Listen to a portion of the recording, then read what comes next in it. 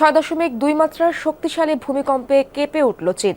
এখন পর্যন্ত 111 জনের মরদেহ উদ্ধার করা হয়েছে। আহত কমপক্ষে 220 জন। সোমবার স্থানীয় সময় রাত 12টা নাগাদ অনুভূত হয় জোরালো কম্পন। দেশটির উত্তর পশ্চিমের গানসু প্রদেশে হয় এই ভূমিকম্প। যুক্তরাষ্ট্রের ভূতাত্ত্বিক জরিপ সংস্থা USGS জানায়, ভূপৃষ্ঠ থেকে 10 কিলোমিটার গভীরে ছিল কেন্দ্র। বিধ্বস্ত ও ক্ষতিগ্রস্ত হয়েছে বহু ঘরবাড়ি। চলছে উদ্ধার কাজ। প্রাণহানি আরও বৃদ্ধির আশঙ্কা করা হচ্ছে। প্রতিবেশী চিংহাই প্রদেশেও অনুভূত হয় জোরালো কম্পন। সেখানেও বহু ক্ষয়ক্ষতির আশঙ্কা করা হচ্ছে।